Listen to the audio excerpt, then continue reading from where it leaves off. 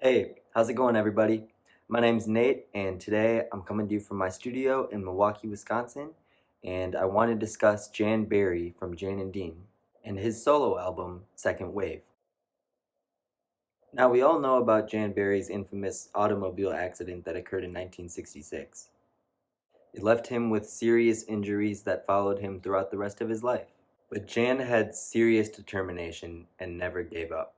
Following a series of self-published solo recordings, Jan returned to the studio to create his major label studio album. Now, it took nearly a decade to create this album.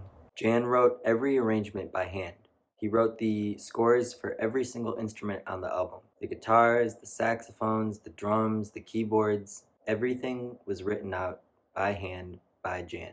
Something really unique about this album is that due to Jan's health condition, he had a very hard time singing and very hard time hitting notes.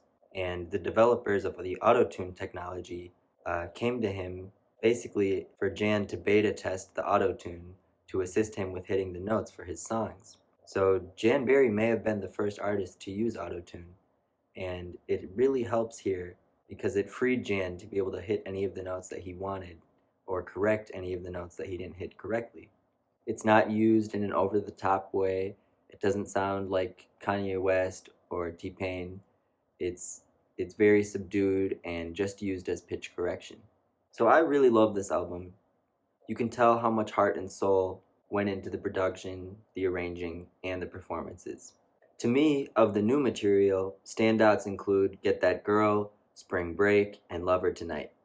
To get the record deal, Jan agreed to do several jan&dean re-recordings on this album, including The Little Old Lady, Honolulu Lulu, Dead Man's Curve, and Surf City. It's really cool to hear these modernized jan&dean songs. Jan adds electric guitars, drum machines, various things to bring it up to speed into the 90s. And the recordings are quite cool, and Jan's performances are very heartfelt. Dean Torrence even makes a cameo on this album, making it have one jan&dean song, the closing track, 31 Flavors, 31 Years, which was a collaboration between jan&dean and Baskin-Robbins. It was recorded in the year of Baskin-Robbins' 31st anniversary and of jan&dean's 31st anniversary. So it made for a nice little celebration and for a nice reason for jan&dean to get in the studio together. Maybe for the last time. That could have been the last time jan&dean were in the recording studio together. When Second Wave was originally released in the 90s, it was remastered. The remastering sounded very digital, very harsh, very hard on the ears. And Jan was really upset about that until the end of his life. He was really upset about the mastering on Second Wave.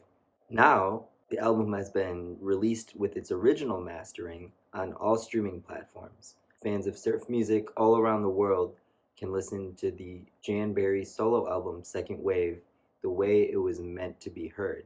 You're not hearing the digital remaster, you're not hearing the insane treble boost, you're hearing the album the way Jan Berry wanted it to be heard. And that's really special for jan&dean fans. Jan Berry is one of the most underrated producers of all time, and his solo album is a testament to what an amazing musician he was. Thank you so much. I hope you've been enjoying the videos. I'll always continue to make these music content videos, so subscribe for more. Thank you.